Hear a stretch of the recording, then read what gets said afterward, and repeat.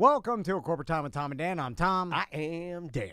The Fringe Festival is ongoing. Full swing. As we speak. Yep. You can get your button at orlandofringe.org. That's right. You also need a button. So when you hear us talk about the button, I know sometimes it can be confusing.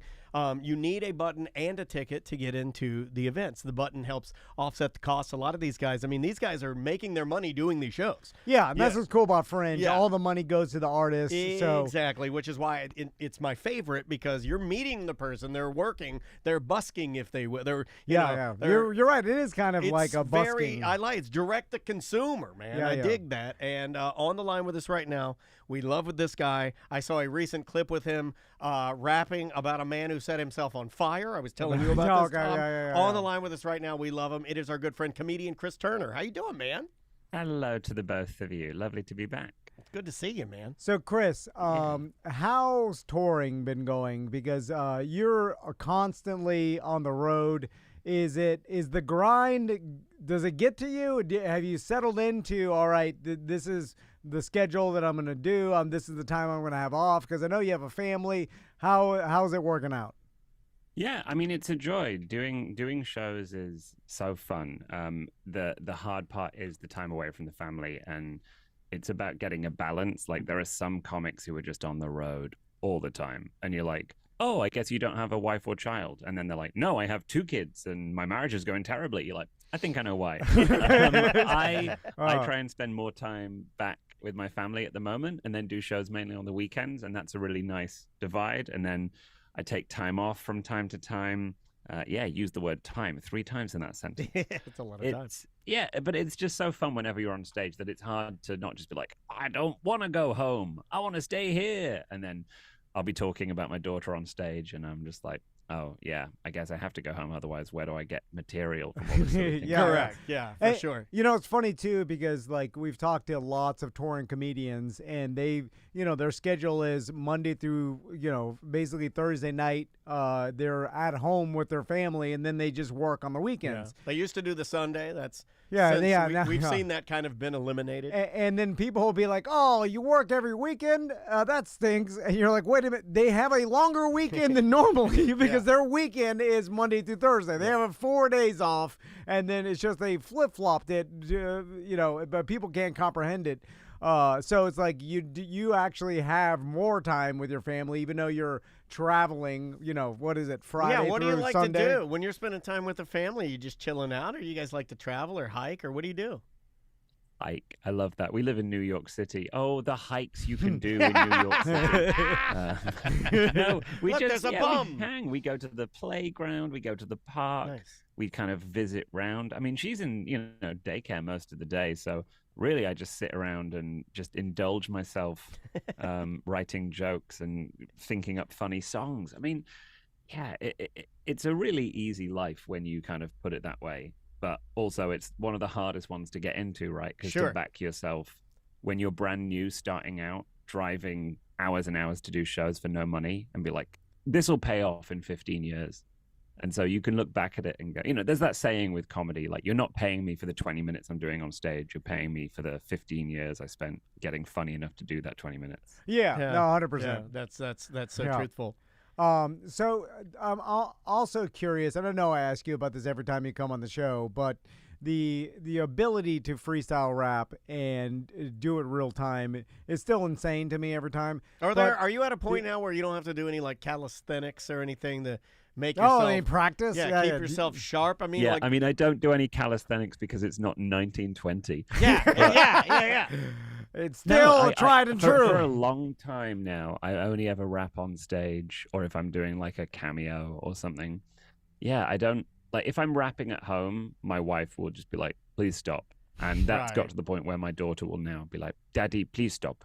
I'm like, this is an honor. I charge people for this, and you're getting it free. She'll be having a bath, and I'll be like, I'm going to make a rap about the rubber duck, and she'll just be like, Daddy, no jokes. Yeah. No jokes. I want some serious daddy right now. You know, my kids do that, and my wife does that with when I talk. He doesn't and they're do like, the my jokes gosh. part. It's just the audible noise. They're like, I'm tired of your ideas, please. I don't want all people of your, pay for this. All of your concepts are horrible. And then when you tell them that, it changes their opinion on it. Yeah. Even though she's like, well, those people are idiots. Because I'm tired of hearing 400 people were just cheering me, standing on their feet because of I made up a rap. They are misguided. Yeah. They don't get it all the time. It's a novelty.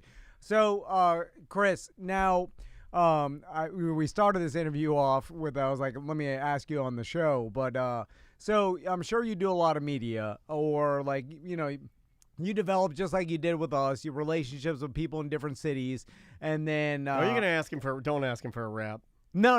Okay, thank you. I'm gonna ask you. Damn. I mean, I happily rap all the time. I know. No, I'm not asking. He's got to get out of that. Tom's got to get out of that habit. No. He's got to get out of that habit. I save that for when you're in studio next week. Then I'll definitely ask you. Yeah. But that's fair. But I'm curious, like, when you're doing media and, like, say, I'm sure you do a lot of podcasts and stuff, like, how many of them are you, while you're doing it, you're like, wait a minute, I bet you no one's listening to this. He's doing it right now. Yeah, but, we've developed a relationship with Chris over the years, so he knows, he's seen our listeners. So he throws us a bone, is that what you're saying? But there's got to be podcasts you do, and you're like, hold on. There's nobody, like, I don't know how you get that vibe, because sometimes you're wrong. Like, I see, like, podcasts and shows that have hundreds of thousands of followers. Yeah, they're huge. They're 10 huge. times bigger than us, and it doesn't seem like they know what they're doing, or that, like, they should have that many listeners. So it's all over the place. There's no bar now. Yeah. So how do you manage that? I mean, I do things if they're fun. I'll have a little look and check it's not just like episode 2, so that they have put some work in. If someone's like, come on my podcast, and they've been going for, a few months, I'm like, okay, you're doing this properly. But then also, is it fun? I get asked to be on podcasts, and you go, I don't think you know who I am. They're like, hey, we're a podcast about comedians and mental health, and we'd love to talk about your mental health journey and struggles. And you go, oh, that will be a really short, quick, boring episode. I'll be like, I'm really happy. Yeah. It's really lucky that I'm this really guy's happy. dialed in, man. I have no sadness or trauma. And they're like, okay, but what about the time that you felt sad, or a gig went so badly that you thought about quitting comedy? I'm like, no, why would I do that? No, it's a joy. That's even irrational. When gigs go bad, like, well, I made some money for rapping. Yeah, it doesn't have to be that complicated. There's not a depression or anxiety. Maybe I'm just like doing my job. Here it is. There are a lot of those shows out there now, though, that take whatever the job is, and then they kind of like the juxtaposition is like it could be anything, and then they go like this, and then with your mental health. And I get it. I mean, like trying to get better there is not necessarily a bad thing. I've thought about you before and thought like, do you ever want to act? Because I think for whatever reason, when I see you and the way that you talk, and I like your delivery on stage, have you ever wanted to do like acting at all? I've only auditioned for stuff when I've been asked. I've never gone out for it because it's not my priority. Sure. So I don't want to spend the time I could spend writing jokes or songs or working on aspects that I do enjoy. I don't want to spend that doing auditions or learning lines or self-taping. If someone has approached me in the past and said, I have a role for you in my short film, I want you to do this commercial, I say yeah, because it's fun and I do enjoy it. But the amount of work you have to put into being an actor, like when I lived in LA, I had a friend who was a casting director, and they would show me the submissions for like a single small role, and you'd recognize the actors submitting. You go, wow, this is a famous person who wants to do that bit part. What chance would I have in getting that, So it's not a thing I put my time into, even though it is fun. And every time I've filmed something, no matter how bad it was, and I have been in only bad stuff, pretty much. Us too. Sorry, Logan. No, Logan's was you good. You might spot a pattern. Logan's was good. It's always fun to do. So, Chris, I want to ask you about your craft, because I thought of 2 things that I've never seen. One is a really young person, like I'm not talking about teenager, I've seen that, but like under 10 freestyle rap. No life experience. Right? Well, okay, so and then Right. I've never seen He doesn't have a big vocabulary at 10. an 80. I feel like that's why Chris crushes. You're right, but like you may need a time to work your vocabulary to get to the point but there's other savants that can, play piano or do other things that are great, at a young age, and your brain is firing faster than it ever has. And I've never seen an 80-year-old Is that a freestyle low-key rap. way of you saying that Chris is getting slower as he ages? Oh, that was going to be my next question. Okay, I figured it was on the paper. All right, so start with the young. Chris, have you ever seen like a kid under 10 do what you do? I haven't, and I started when I was 11. Interesting. But there must be, because, as soon as you start listening to rap, then you'll start rapping along to it. So And I feel this like makes me think that if I could teach my daughter, a small young white child, to rap, because she's Brooklyn born and raised, so There you that's go. pretty cool. I love it. Yeah. She has It's there. the credibility behind it. Yes. That if she could freestyle, by the time she's 6, she would win America's Got Talent. That'd be incredible. And then That's she a could really good yell idea, actually. I'm gonna Brooklyn do or it. Brooklyn, where we at? And the place goes crazy, and she's like, it's a legitimate call. Yeah. Yeah. And Yeah, well, I mean, I talk on stage about how it's adorable when you meet us because I sound like this, and she's from Brooklyn, so it's like, my darling, you're a bit sleepy. I suggest you get some rest. And she's like, what did you just say to me? What? Forget about it. Gosh, sorry. Where did you find that gun? Just threatening. It's and then the older end. I mean, you rarely see old comedians. Like, True. How many 80-year-old comedians are there? Just because they tend to, if they're famous enough to have lasted that long, they get rich and they retire, or they should retire, or they pass away because, it's a difficult lifestyle. But freestyle rap, there's hip hop's been around 50 years, right? So there's no one who's been doing it that long. No one 50 years ago, it wasn't a 40-year-old going, I'm going to get into this. Right. And now they're a Right. freestyler. So it was like 20-year-olds. Sure. So we're going to see if the ability is, you still retain the ability up until your elder age, because with the comedy I thing. think he will, though. Well, that's what I want to. Yeah, I'm interested in it. Like Yeah. Agatha Christie, if you put all of her novels through like machine learning, they show you that you can diagnose her Alzheimer's and how she became progressively more like declined in her word use.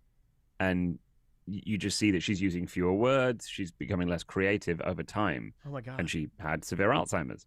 I wonder if someone wants to process all the raps I put out in the next 50 years, they can pinpoint the creative peak and then the slow decline. Yeah. I Well, honestly that would didn't be know that sad. about Agatha Christie. Like, I was always a huge fan. Like, as a young man, I read a lot of the novels, but that's extremely interesting. And also, as a hypochondriac, that's terrifying well, me. that's a disease. because I feel like I have that. But not everybody has Alzheimer's. But cognitively, like chess masters, right? It is proven, and they know that if you're a chess master, you start declining after you get past 30. Yeah, Really, that's like when you got to use the butt plug, Like- with the vibrator or whatever the thing, right? To Yes. get the signals. I mean, my wife, speaking of vibrating butt plugs, my wife said that there's different types of intelligence. There's crystallized and fluid intelligence. And fluid intelligence is earlier career, crystallized is later. So it's kind of pre and post 40. And this is why, like, poets tend to be younger because they're creating. And then historians tend to be older because they're synthesizing. And you need that experience to do it. So I think because my freestyling combines creativity, but also vast swathes of knowledge, I hope that I can balance out any lack of creativity by learning more. So it kind of weighs both ways. It widens your base. Yeah, like it gives you more to choose from.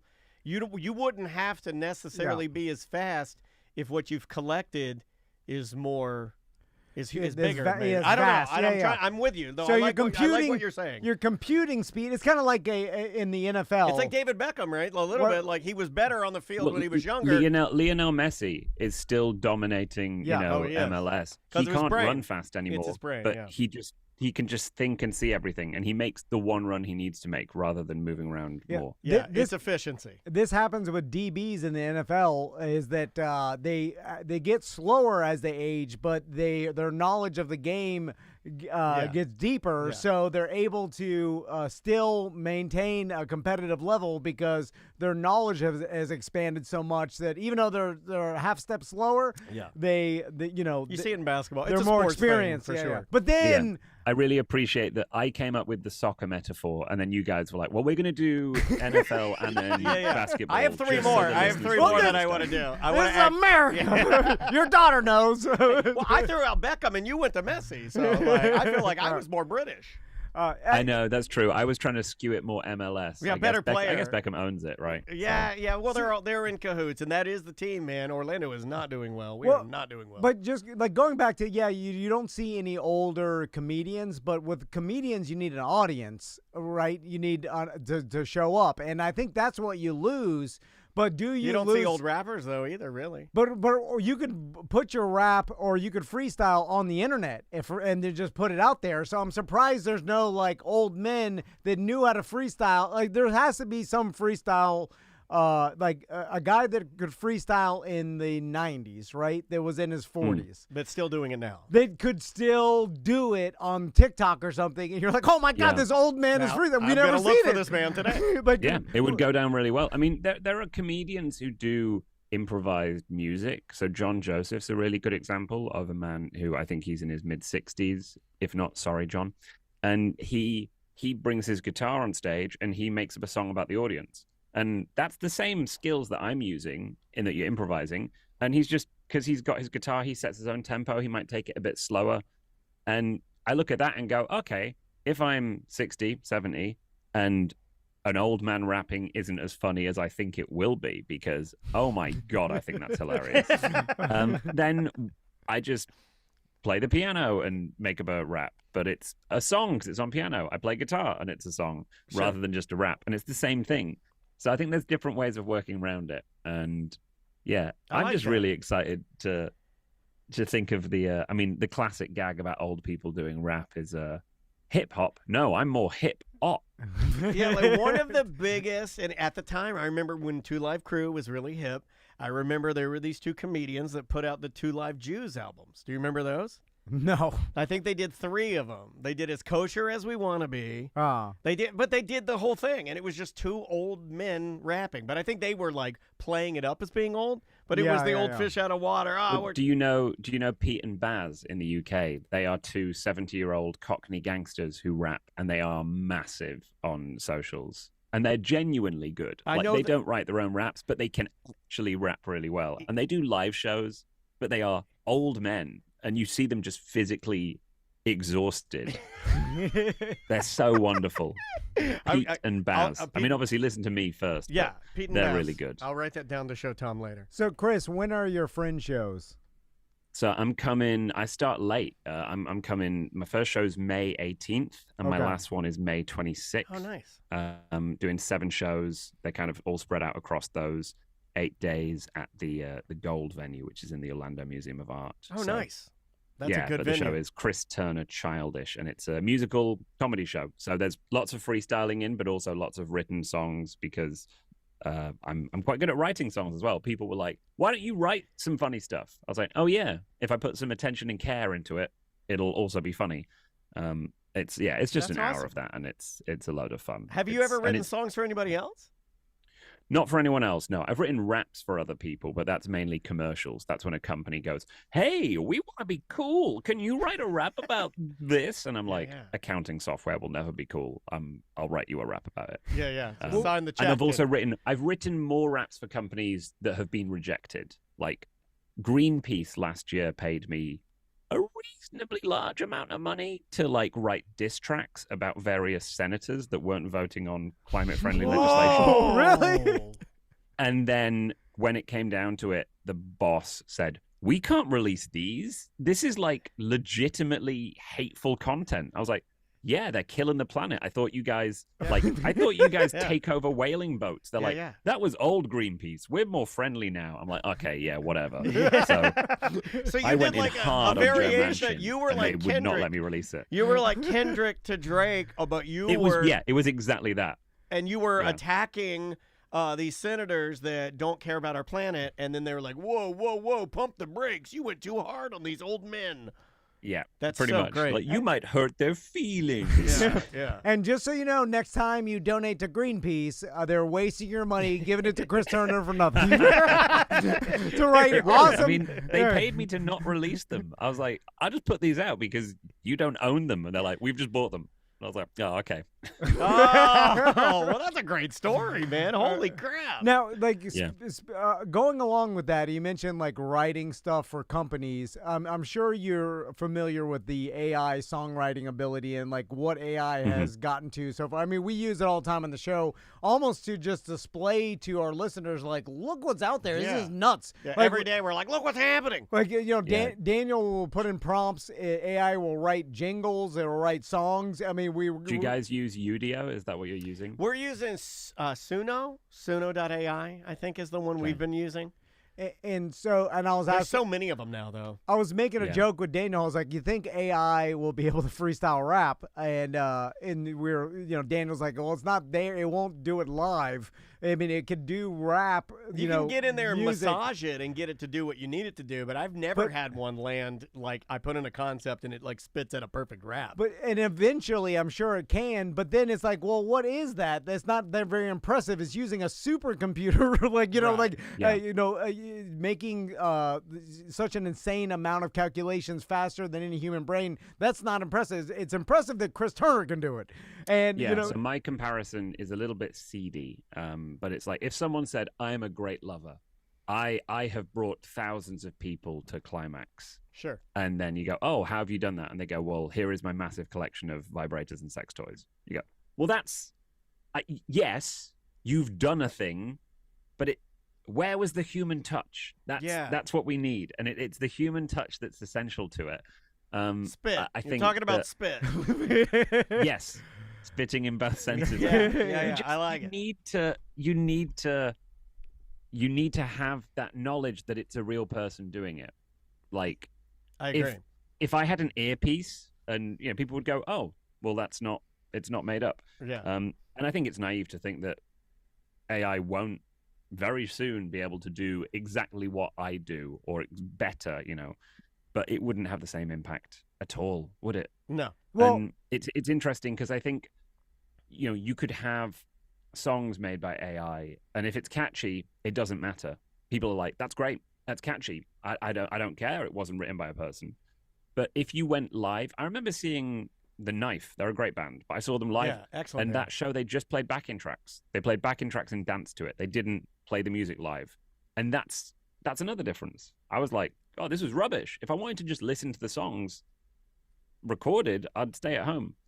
Yeah. You want the organic playing, and I think that's the live experience is really important. Yeah, So- totally agreed. 100%. I agree with you too. But what's weird is I've seen this in society where people will share funny or videos they think are funny or share stuff. Is this your I don't care? And then I'll be like, "This is fake. This is not real," whatever. Or like prank videos that obviously it's fake prank videos or whatever. And then I'm like, "This is fake." And then they're like, "Yeah, it's still funny." And I'm like, "No, it shouldn't be." Is that an element of the person defending, though? Is there an element of that person? It's emotional or something. Yeah, is it like them defending you low-key, calling them like an idiot? Because you're like, "This is fake," and they're like, don't call me an idiot. I still like it. Wrestling's still real to me. Do you remember years ago there was that video of a toddler being picked up by an eagle in a park? And Yes, like yes. the eagle carrot.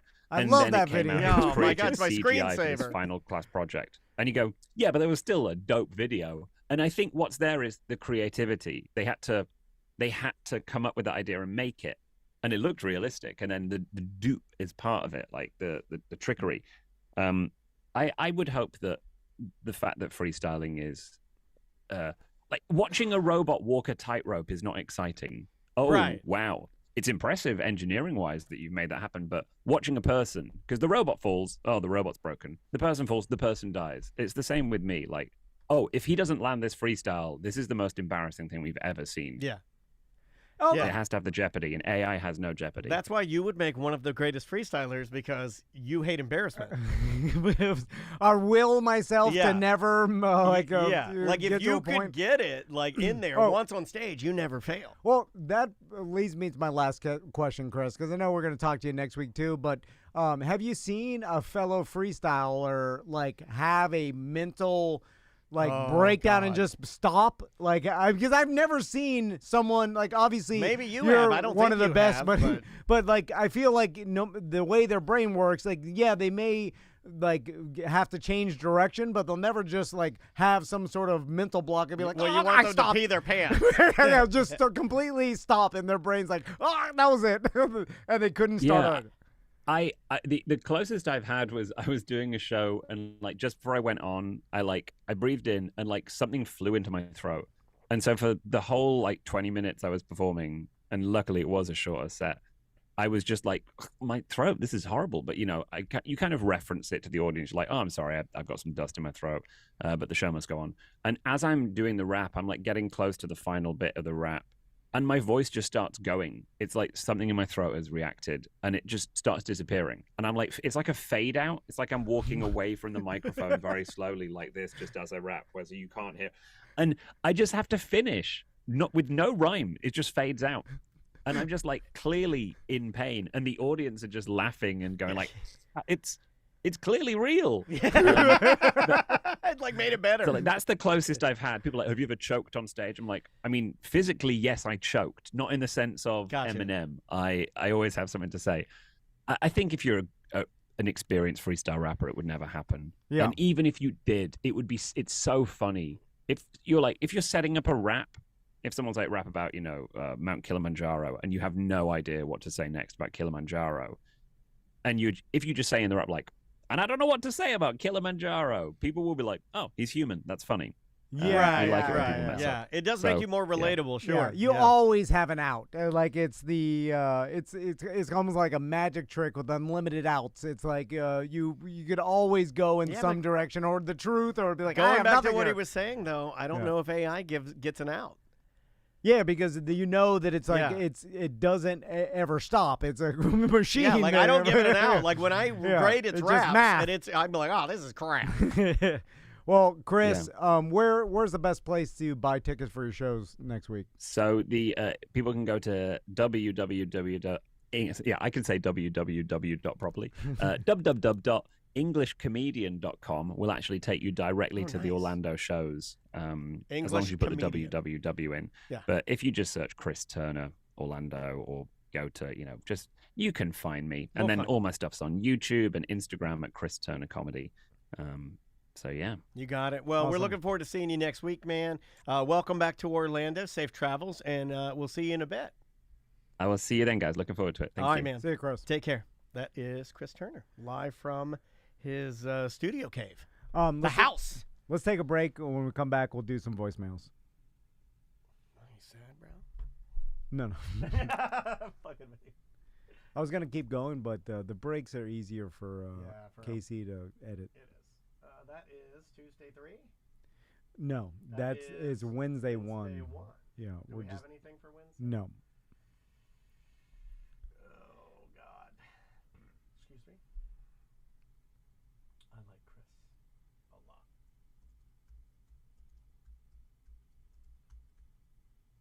I gotta pee real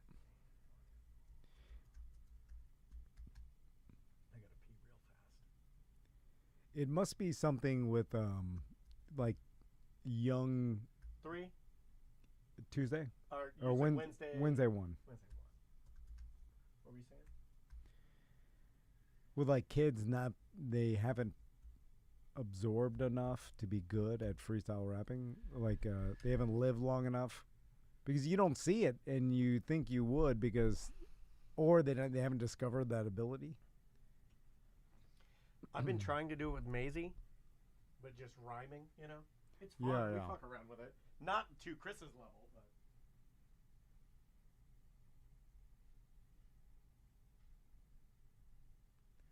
What's going on Twitch?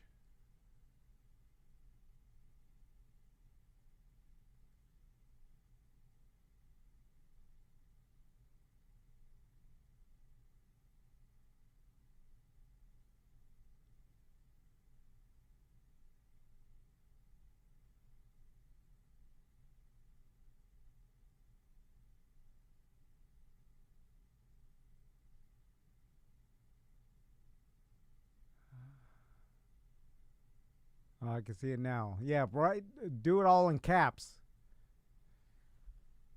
You're right. Kids don't have funny jokes either.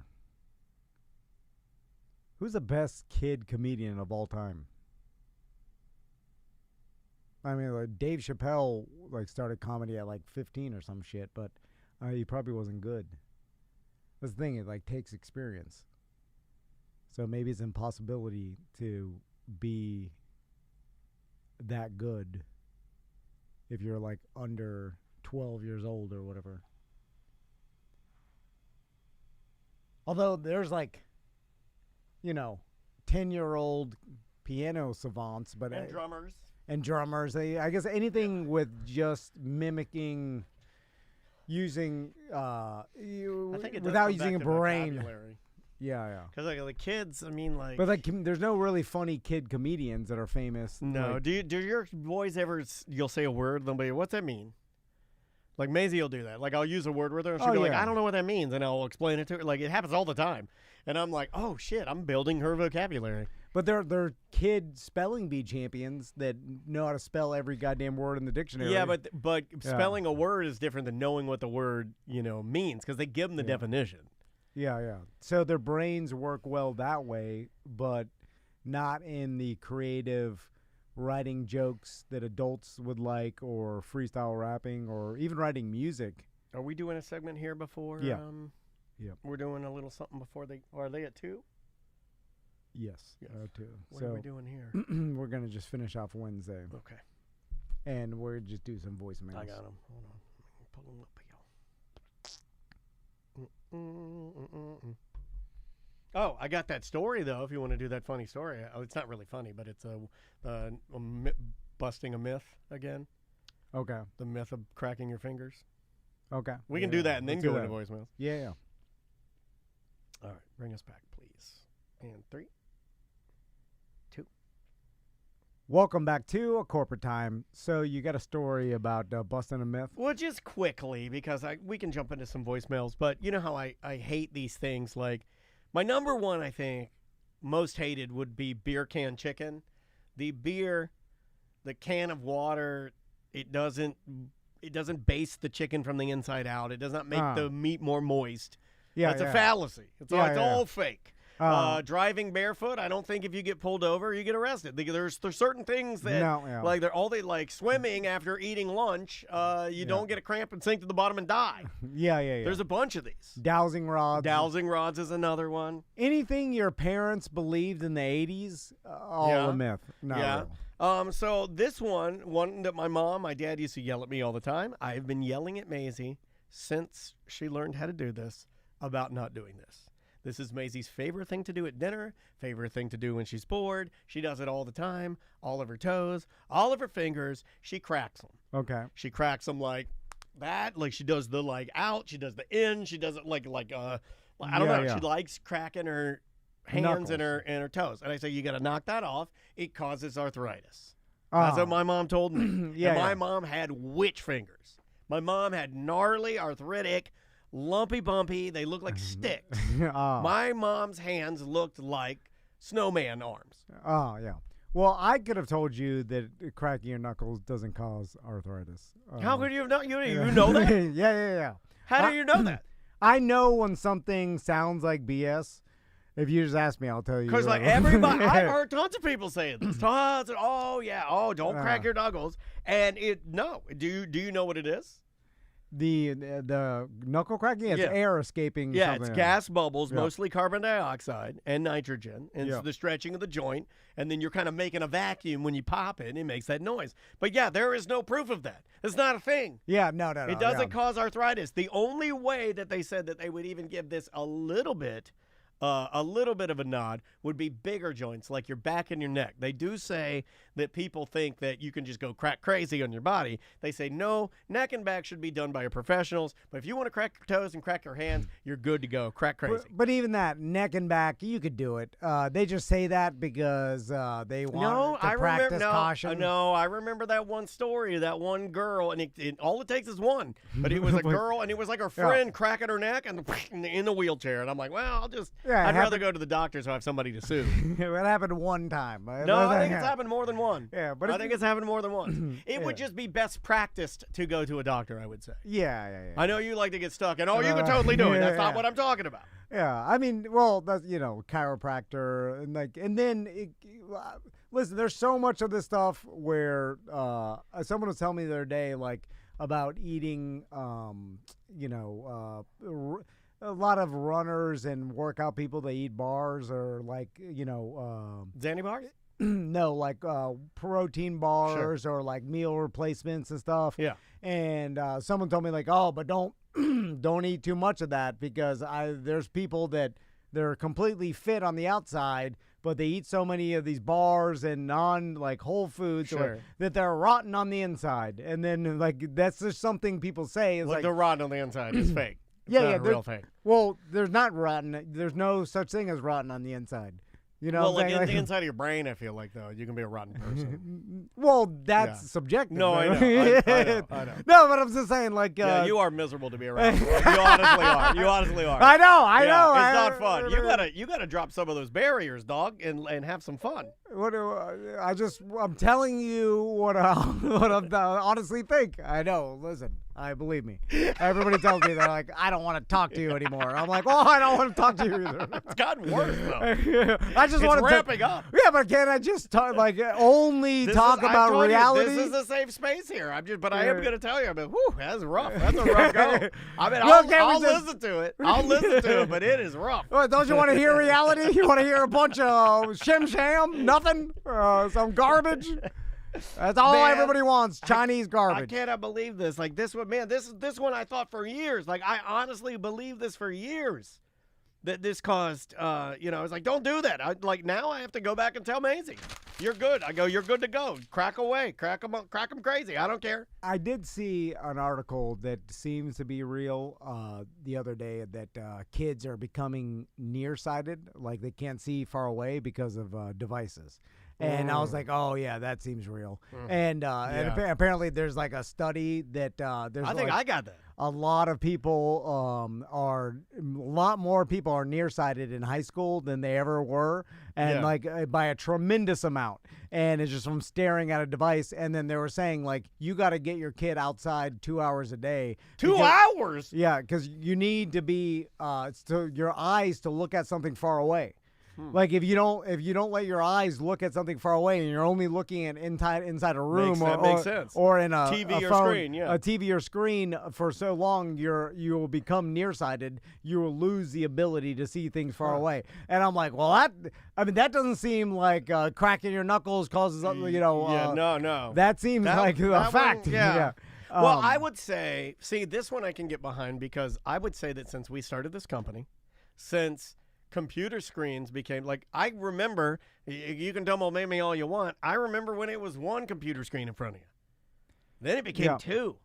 The last time when I was still at Clear Channel, working for Clear Channel, and I left, I had 3 computer screens in front of me. 3. Yeah. It's just it's just more screens. So I think my eyes have gotten worse just from the residual eye strain. That's really what I've been diagnosed with. I have intense eye strain. I don't really have I just have natural, my eyes are getting worse. But when I go there, they're oh yeah, that's eye strain. It's not Andrea, when she was a kid, had to have glasses. Yeah. I guess mine, I feel like I'm deteriorating my own eyes is what it feels like through use. Yeah, I mean, that age, though, does it too. It's hard because everybody's eyes do get worse no matter what. There's some anomalies, so some old people that do have 20/20 vision longer than most, but you hit 40 and it seems like all humans have deterioration in their vision, and screens could be causing that to happen faster, but it's really the kids then when their eyes are developing through that totally when makes growing, sense to me. Yeah. If they're staring at phones and you're not practicing. Yeah. Because I remember it'd be like binding your feet; they'd never grow to the full size. Yeah, it's no different. You're just not letting it get to full size. Because I remember when Tommy, had his vision problems, and we were going to the eye doctor. It was all about practicing using it. And so there's always just hey, you got to practice this, and you have to your eyes have to, that's why you put an eye patch on one eye and like you're strengthening the other eye, and it's all like, these muscles, like your whole body can be trained to get better or whatever. But yeah, that when I saw that thing, then I was like, I need to tell Crystal about that. Then I didn't tell Crystal because I thought about the amount of work that it's going to cause me getting my sons outside for 2 hours a day, which is going to be impossible. Does dance count? It's not outside. No. That doesn't count? Because you're not looking at because they want outside because they want you to look over the horizon like a pirate? Or just see things far away. I can't do that. Outside. She doesn't have time to go outside for 2 hours. I'm sorry. She's at dance for 5. Yeah. So, I get her up in the middle of the night, take her outside. So, that's stare into the stars. So that's the thing. And then it's like, all right, so you're nearsighted. Okay. That's what you are. Yeah. It does suck, though, that's what will happen. Rather to be us. nearsighted than queer-sighted. That's not a thing. Let's try this voicemail right here. Hey guys, Captain Dana here. You're talking about the rich kids in Boka dumping the trash into the ocean, and that wasn't trash from their house. That was trash from them partying on the island, like their equivalent of Disappearing Island down there. They have what's called Boka Bash, and it's just a huge river party. The excuse was they're dumping the trash into the ocean, so if they got pulled over by the cops, they wouldn't have all the evidence and get in trouble for boating under the influence. All right, take it easy, guys.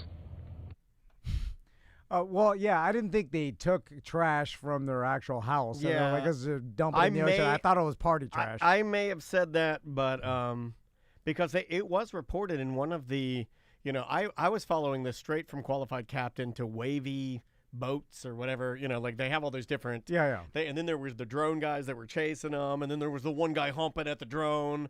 Like, I got really into the story. I was like, get these I was mad at these kids. You saw that they found the parents of the kids. Yeah. And it's the thing that I am terrified of is when your kid does something terrible and then you have to pull your LinkedIn, your Facebook, your Instagram, you have to pull everything down because you have all the Florida people like going on your LinkedIn and your Instagram telling you that your kid is an entitled piece of ass and you caused this because you are a bad parent. And I'm like, oh, my God. Well, I can see how they feel that way. Right. And they have a right to feel that way. But there's also a thing, too, we have to, keep in mind as a society. When dumb kids do things like this, or young kids, and do dumb things like this, you have to remind yourself that how when you were young, you did dumb things, too. And when we were young, we didn't have the ability for the world to see our dumb things, and now there were a lot of people sticking up for them, saying exactly that in the comments. You got a nice mixture of that. Yeah, it's a horrible thing. They should know better. I'm sure they're going to be, embarrassed and disgraced to their family. They'll never do that again. From what I saw, the parents were handling it great because I saw that they had commented like, "Hey, they are doing their community service. This was taken away. They kind of like." Outlined all the things that they were doing, and I was like, "Oh, damn!" They went harder than I thought they would. Yeah, the kids do dumb things. Yeah, they do. And then also, like, people were outraged by this, but like at the same time, some other country is dumping 1 trillion pounds of trash in the ocean. I wasn't gonna say it, but cruise ships aren't exactly good for the environment, dog. I mean, it's like.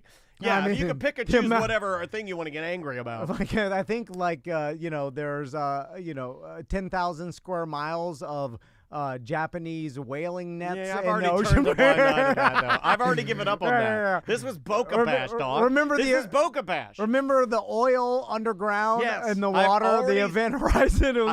I've reconciled that in my brain. It's okay in my brain now. Yeah. Like some beer cans dropped in the intercoastal. A bag of Fritos. Like, they'll float over to someone's dock. Someone will scoop them out. Like, they ain't going to ruin that much.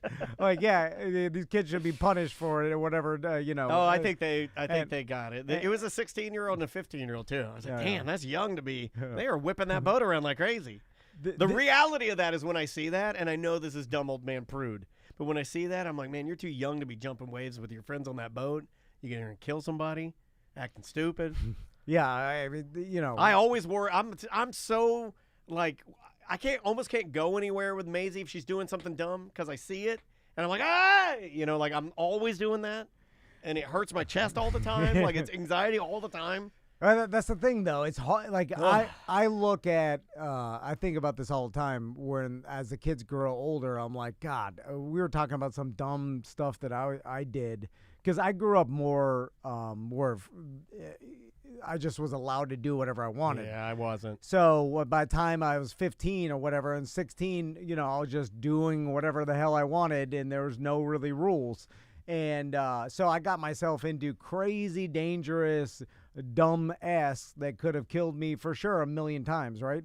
But I came out the other side of it and learned a lot, right? And then went through experiences that I never wonder about what it would feel like to do these things, right? So it's like, I remember when a guy we knew that kind of like became a born-again Christian. Mm-hmm. He had all this party life when he was in his 20s, and he did all these things, and the hookers and the blow and the Lamborghinis. Mm-hmm. And then he's like, then born-again Christian, and then he raised his kids to never even get close to any of that. And live the Christian way. Yeah. And then I'm like, well, you went through all this and you solved so aren't you depriving them of seeing the other side of it? Well, there's also a safety aspect to them. You don't want them to be bumpkins and not know reality. You know what I mean? But you don't want to protect them enough where they could be endangered by not knowing how the real world works. But also experiencing all sides or every aspect of life is beneficial to your growth as a adult human being, right? Yeah, but I think there's a happy medium between like latchkey and then helicopter mom and dad. Of course. Somewhere in the middle is where you want. Yeah. And I think we both kind of had that. I mean, but nowadays, like my sons are going to be tracked by their cell phone. Their mom's going to know exactly where they are. They're never going to be able to skip school. I'm already using it with Maisie now in her Apple Watch. Dude, if you miss a class in high school, you get a text. Yeah, beforehand. Straight to your phone. Yeah. If you don't show up at school, you get a text. There's no more skipping school. There's no more skipping class. There's no more telling your parents you're going to go somewhere and go somewhere. They're looking at your... When are they going to let us pull them out so they can work for the family business because they don't need the school? When does it become so obsolete that I'm like, well, they can learn more here working as an intern at T&D Media. Like, I could put May in here. Like, I could throw her in a producing seat and let's get to work. You could do that now. Let's run this thing like a farm. Let's run our podcast like a farm and bring our kids into it while they're young and sign all the documents to make it happen. Oh, I know people that have taken their kids out of high school and they just fill out the government like stay-at-home school or like at-home school paperwork, but they don't do anything. They just took their kid out of high school, and now their kid is working at the age of 17 or whatever, because they just filled out the paperwork. So you could do it. Yeah. You just have to fill out the proper I knew a girl that did. I knew a girl. Stuff. There was a girl that, and this was extremely rare for 93, 94. So I was graduating in 94. She was in my class at 93 and going to graduate at my year. Yeah. And I remember she was one of those kids is like cooler than all of us. You could just tell. She was more worldly. Like, yeah. She like tougher and knew like more street savvy. Definitely like braver, like we were like kids. She knows how to ride the subway by herself. Yeah, that's what it seemed like. And so she had her parents. She was like an alternative kid, kind of, for those of you my age, reminded me of Daria, the show Daria. So she was kind of like a alternative kind of a girl. And she had her parents fill out the paperwork or whatever to get her out of school. And then she got a job. And while the rest of us were finishing school, she got a job and she's fine. Yeah. Was never not fine. Like was 100% from that day forward to even now. You still check up on her, doing fine, still working, family, like didn't need it, didn't affect anything, wasn't a bad experience. Of course, just fine, just no problem. Yeah, all this is kind of a facade, really. It's like some standardized education that we came up with. But it's not the only way. No, hell no. And then even what you're learning in school, you're not even going to use it ever. It's just they're teaching you how to learn or how to work hard, right? They're teaching you, like, you need to retain this information for this test, right? That's essentially nowadays. That's exactly what Maisie's doing. But that's still a skill, learning to learn. Yeah. And so, because really you don't. I used to call it playing the game. There's no need to learn anything if you think about it. Like, you have a phone personal assistant that tells you the world's information, everything you could possibly want to know about everything. Oh, I know. Everybody has that in their pocket. So there is no need to learn any information in school anymore. Right? I wonder, though, if it's like well, you say that, but what if it's like the site? You don't use it, you lose it. Are the, like Tracy's bringing up that her son is learning algebra, is he ever going to use that? Well, could you make the case that just the idea of taking your brain and putting it through complications that are difficult for you with concepts that are too high for you to learn? Yeah, like is that learning how to problem solve is something. And yeah, I mean, like, is retaining levels of that, keeping pathways in your brain open that you need to problem solve. Right. Yeah. And you'll never use algebra again, but you'll solve problems through your whole life. I'm not going to say anything about that. Our guess is no, you said algebra. So I wasn't. Okay. But you know what I meant. But it made me say it. So. All right, we'll see you tomorrow. Oh, I didn't know anybody was here. Sorry about that. My bad. Hey, how you doing? Sorry about that. What's up, y'all? Sorry about that. We usually have the door open. Nice to meet you. I'm Tom. Hi, I'm Daniel. Nice to see you. Let me save this file real quick, and please make yourself at home. Okay. I wasn't sure if you guys do video with it. We do. We do video. Yeah, that's perfect. Perfect. We do video as well. And now, do we have some other guests coming, or just? Yeah, from the. Okay, from, perfect. Beautiful. I mean, from the History Center. Yes, ma'am. Perfect. So we'll wait till they show up. Help yourself to anything you want to drink or snacks. That's pretty funny, And EJ. then when everybody else shows up, we'll. Where'd you want to put this one, T? Sorry. That's Wednesday too. Sorry, I know we cut it a little short. I don't know if it's too short. No, it's not actually. Because the first segment we did with Chris, I think, was 22 or 23.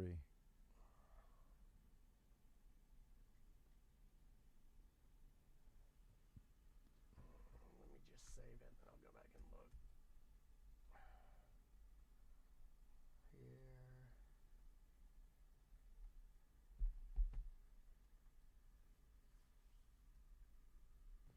26. Okay, we're so perfect. all right. We're perfect. No problem at all. Awesome. I'll get all this set up. Let me get rid of my. And this will be trash Tuesday 4. This Okay. will be the last segment. For here. And we tonight. said we were going to do between 18 and 20. Yeah. Yep. This set up for us here.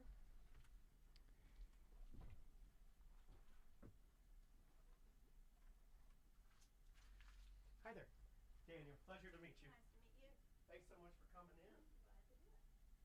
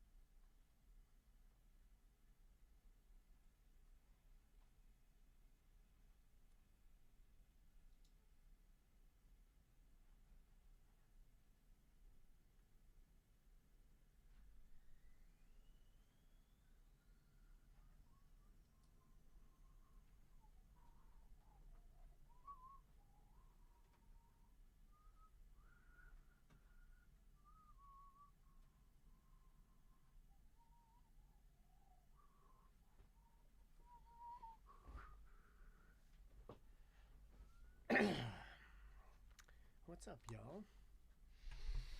Hey, Scotty. What's going on, man? Hey. You brought a whole team of folks today. Good to see you, man. How you been?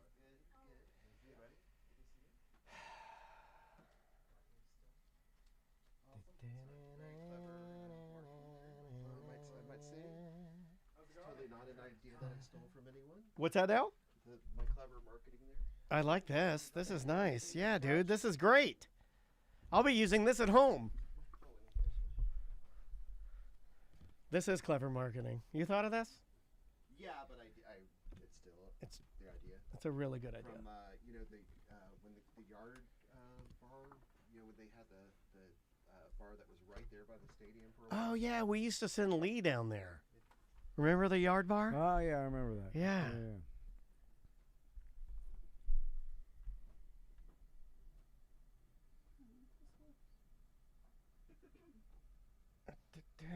Yeah, let me make sure that looks good here. Yeah, that'll work. Perfect. I can see everybody on that camera. Great.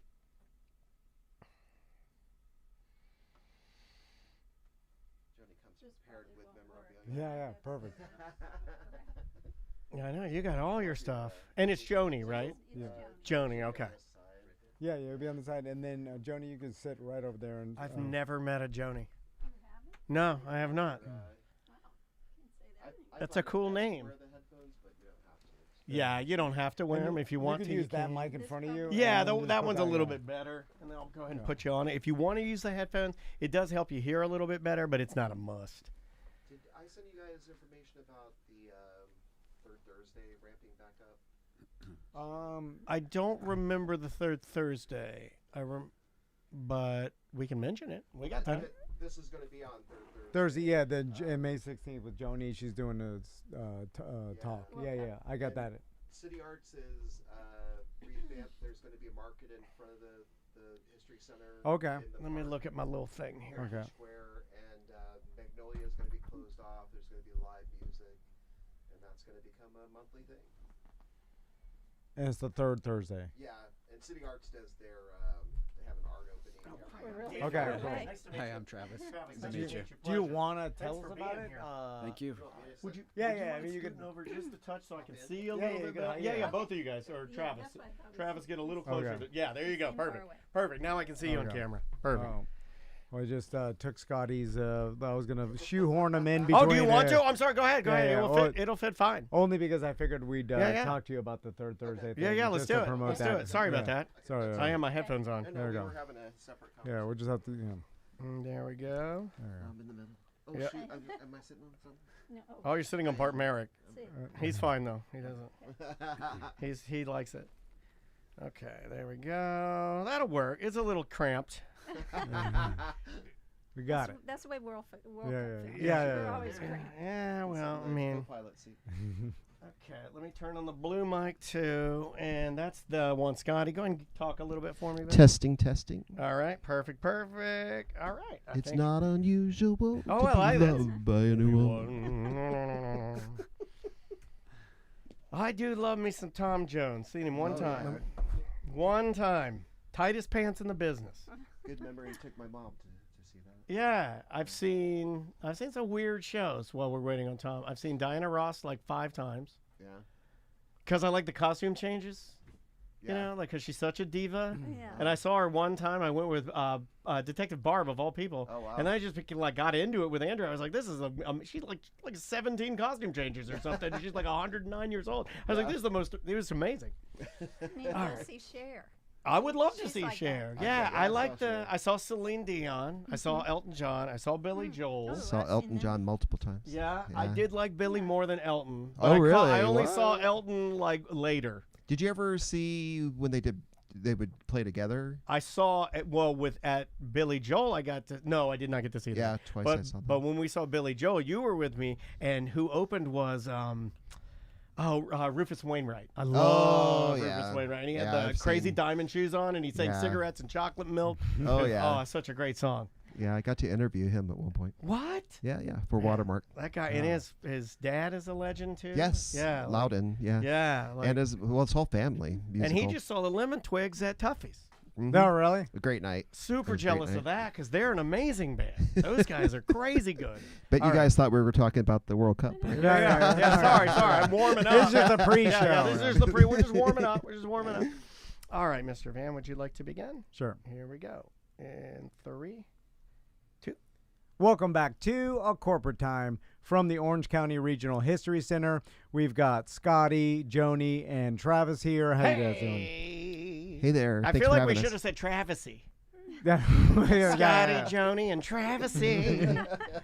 Like just to, So before we talk about the '94 World Cup and Yeah. that was in Orlando, because that's we're going to talk about the Well, exhibit. I mean, like, I graduated high school in 1994. I was a soccer player in Central Florida. I played for multiple club teams. We got tickets to go and participate. I had a shirt.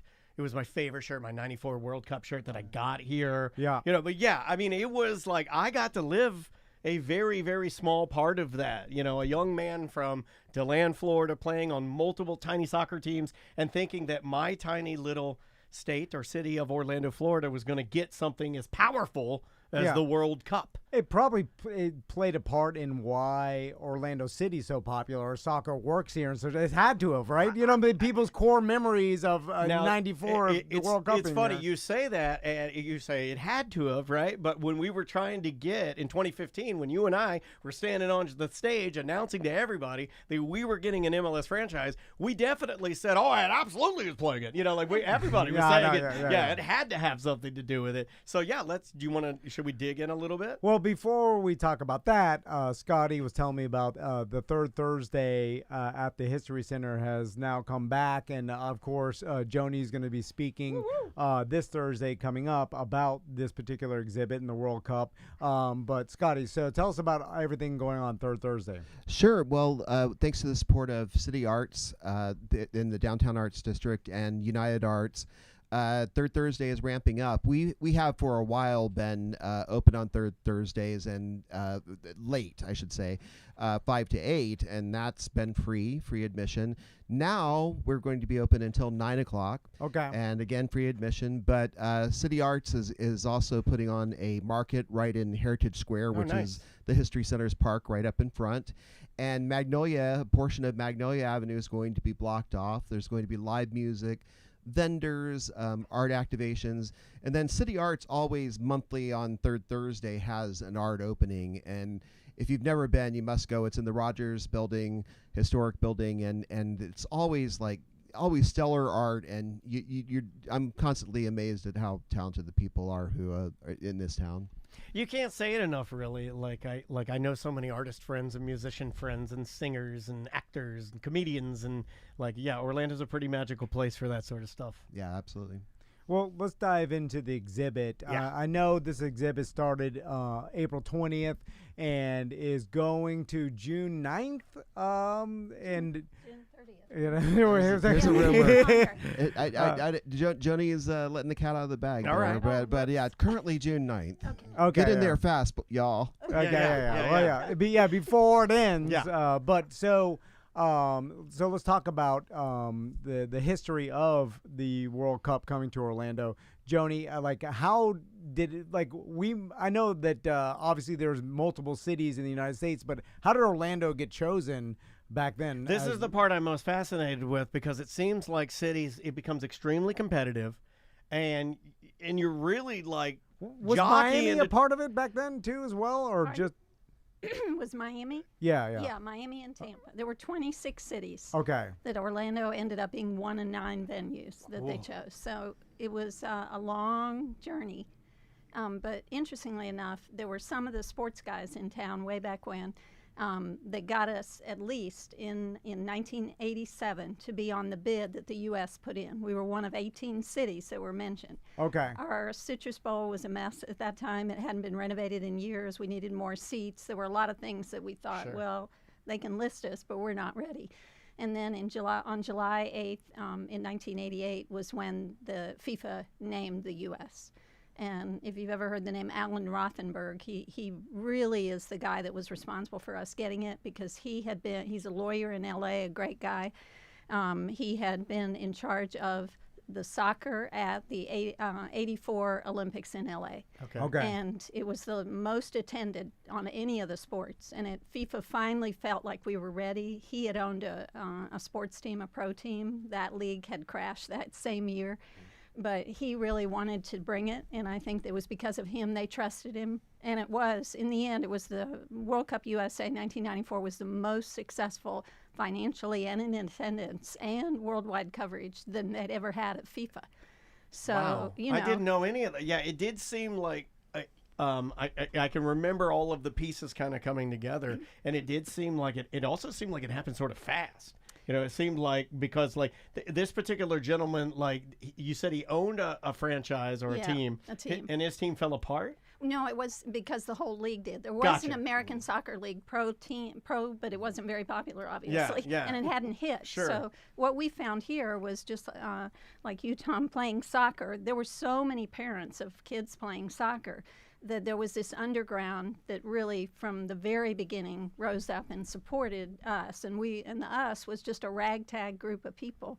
That wanted to have it That's cool. and understood it. And remember, this is before you had the internet, before you had social media, before you had any of all the sports channels. Yeah, but you could see it bubbling, what you're talking about, like this underground. And I was a part of this. You could see it in that, and you'll understand what I mean by this. I saw guys that were like construction workers that were working in DeLand, taking their sons and daughters to soccer. And they take them out to the Skydive DeLand, where we had like maybe 6 or 9 fields.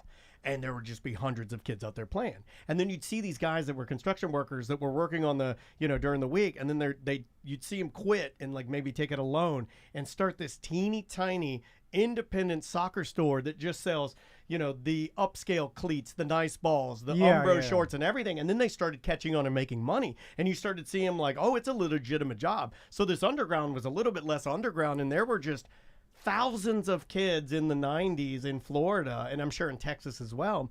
But it was a wave of soccer. Like, it was huge, dude. It was all of my friends played. I'm curious, though, how Orlando beat out, because I'm sure Orlando beat out other bigger cities, and I'm sure that it was like the rest of the country was mad that Orlando got it as opposed to other cities that are way bigger. Like, our market size is not that big. I knew it from radio days. Yeah, what were we, 34, 38? By far when that happened. Yeah, so when we got it. And how did they choose Orlando, and how did Orlando beat out bigger cities? Okay, for a lot of reasons, and I can't say it fast enough, all the reasons, because there's a lot of things. And I was involved for 6 years. I was involved on a sports advisory committee, and a developer wanted to build a new stadium out by Lake Nona. It wasn't the current developer, but anyway. So the city and the county formed an advisory committee to look at that, or whether they should fix up the stadium.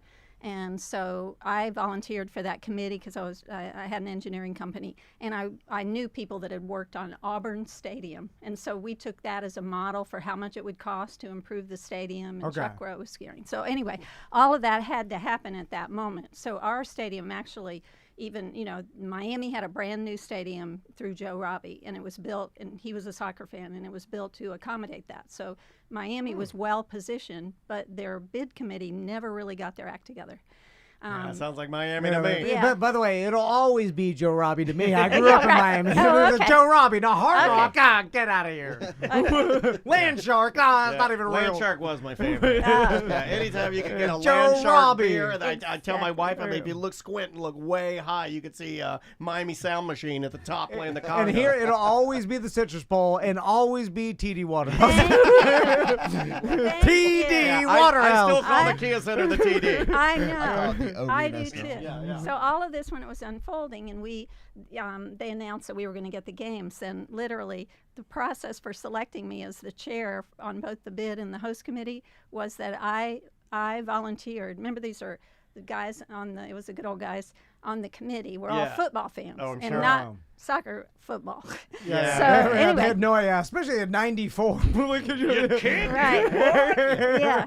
So they had a guy that was coming. He was the president of the U.S. Soccer Federation to town, and he went to each of the cities that had been listed in that first bid. And had to put together an event. No, I didn't have any money to do it or anything. And I just started asking, and a lot of people came forward that then stayed on for the next 6 years as volunteers. They just showed up. So that was a piece of it. We just had, when you say, how did we get it? People that live here tend to think of Orlando as a small, place next to the huge tourism places. Yeah. And basically, we put together a coalition, and it wasn't easy. It was a lot of hard work. But to make every segment of our community come together and understand what it was going to be, understand what it was really going to do for the community, and it just grew. And so World Cup USA saw that along the way. And, you know, the arena actually opened up in 1991, right in the midst. I got to know Pat Williams on speaking tours all over, you know, talking about it. But so there was that kind of bubbling up of people that really wanted to be major league and weren't. And then, you know, it was interesting because the tourism industry at that time, remember, you couldn't Google World Cup and find out what it was. And so most people didn't know what it was. And there, you know, at one point they just said, when is this going to be? And we said the summer. And they said, we don't need the business. So we began. That, how funny True is story. that? The True old story. we don't need the business. Yeah. Oh my God. We Well, heard that so hold many on. times. And I'm That's like, we what business always is. need the business. Yeah, if Exactly. you don't need it, shut her down. Exactly. Oh Yeah, my what are you God. doing if you don't need it? Right. And so eventually the watching crowd of the whole World Cup was 32 billion people, and 3.2 billion were said to tune into Orlando. And we had 5 matches, you know, that had we had great countries. We had Ireland and the Dutch, Belgium, Mexico, and Morocco. So it was just a really fun thing. Gigantic Yeah. markets with hundreds of millions of Yeah. people. Like, it's so funny how short-sighted it is. And Joni, you must laugh thinking about people are like, well, you know, what do we need this for? It's like, what? The whole world looking at Orlando is good for every single person here, every business here. Exactly. The amount of marketing this will give Central Florida will be astronomical. The billions of dollars will think, like, Man, and it's funny. You're like, we don't need it. We don't need the business. We're like, it's crazy. I remember we had a guy It come to our soccer team. We should be and- paying whatever, like millions of dollars to have this here. Yeah, without a doubt. We had a guy come to our, like, it must have been somebody, you know, I don't know who from the, you know, from FIFA came to our team, and we did a big ticket buy of the whole, like, all of our teams, and we all went. It was great, man. That's cool. Yeah, to have something like that, you know, like in our city, it was like so cool. And I'm sure one of the determining factors too is they looked at, like, yes, the like international travelers will have something to do in Orlando because of Disney World and the parks Beaches. and like things, you know, so Yeah. it is advantageous for like FIFA and everybody traveling to, you know, those guests will have things to do. So I'm Right. sure that was part of it too. Well, Alan Rothenberg used to tell me after we got it and everything, and there's a lot of stories that lead up to all this, but you know, the city leaders, it took them a while to get to it. Bill Frederick wasn't a sports guy, but he had gone along with doing the arena, or we wouldn't have had that first arena or the Magic. Right. So he was our hero. But he didn't, he was kind of like telling me, I don't know. And then he went to Europe for a business trip. And I think they were trying to get more airlines to fly into the airport, yada, yada. And while he was there, they had the European Championship. And he couldn't get a taxi. Nobody was doing anything. You know, it was like you were sitting there, the waiters weren't waiting you. And he realized then how big it was. And he came back and started being a fan. Oh, yeah. It's the end of the EPL season right now. I'm an Arsenal supporter. There's big games going on. This is going to shut down. You know, it's funny because we take for granted the fact that we can, like, if someone tells us something we've never heard of, which happens a lot, right? All we have to do is like, oh, I've never heard of this person or this thing. We go online, we look, and then we see a number below whatever this thing is, and then that tells you how popular it is. Like, it's instant. It's like, oh, this person has 5 million followers. Like, now I'm going to instantly take them seriously. Exactly. But in the 90s, you had no way of telling. You had nothing. You didn't have a phone. Remember, you had a phone that was attached by a cord to the wall. So a lot of you had people, was books. it Alan? We were having to take his word for it, right? Because he you saw or it. whoever- Well, yeah, yeah, my dad was Czech, and he knew soccer. And Okay, so there you go. I knew this, but a lot of people didn't. And Yeah. even the people that were playing soccer here, they didn't really, if they weren't, you know, real serious into it, they didn't know the international. Sure. And it wasn't on TV. Remember, it's only fairly recently that soccer is covered internationally on our TVs. Oh, absolutely. Yeah, What a it's time to be crazy. alive. Now we can watch it. You know, Yeah. there was even a time when MLS was still popular. You couldn't get the games. You know, you'd be like, okay, well, I'll just read about it. You know how hard it was for my uncle to accept the fact that soccer is more popular than American football? Yeah, people hate that. Yeah, they're not supposed to say that. Like, We're legally obligated not to say that. He denied it for the longest Yeah. time in the 80s and 90s, and he just finally had to, like, in 2010, he's like, all right. He's like, I see enough facts well, now. It's only because he saw the stadium, and he's Yeah, like, yeah. oh my God, there's 117,000 people in one stadium. But people didn't believe it, you know, Yeah, because they it's funny because you only know your own truth in your own little bubble. You're like, wait a minute, I Yeah. don't. American football has got to be. You're How like, many no, people came here in '94? Total attendance was 307 1,000 people. Oh, that was like 307 Yeah, I was million going to say million. That would have been better. crap. That's how it felt at Church Street. We were Yeah. so cramped together. It did. We had a great time. The games Yeah. felt magical. Yeah. They were sold out, each one of them, but the stadium actually had to be downsized for the international field size, and Yeah. the media didn't count in that number and everything. We had 41 countries credentialed media here. We had dignitaries from every one of those. 2 princes. One of them is now the king of the Netherlands, Wilhelm Alexander. Oh, wow. They were here, and they danced with us up on the bridge that used to be across at Church Street. Oh, my God. And You they and put I on danced on they that. they put on T-shirts from Orlando after, because they won. July 4th, they won the game, and it was really awesome. That's but great. Anyway, yeah, there's just a million stories that go with it. So it's really cool that you were a part of this and you're speaking on Thursday. And for anybody who was there, like, and that it touched their lives, like, and let's talk about the exhibit for a second. Like, what are kind of some of the things inside the exhibit? I think Travis could tell us a little Yeah. bit about, and also if you'll tell us how this all happened. Sure. So most of the artifacts that we have on display in the exhibit at the History Center came from Joni and her fantastic collection from the bid and from actually the games and the experience itself. So we have some really cool things. Number one, there's a jersey that's signed by the manager of the Republic of Ireland team, Charlton. Jackie Charlton. Yeah, and it's just this beautiful green jersey, and it's signed to Joni. Oh, that's from cool, Jack. man. We have a commemorative can of Jupiler beer, which is the kind of the national beer of Belgium. So that's really cool to see. I think there was a lot of beer consumed during. Let's see. Nothing has changed you with had soccer in Orlando. Netherlands, Belgium, Mexico, Ireland. There may have been a little bit of beer. Yeah, I always like to see if it's like an old weirdo can.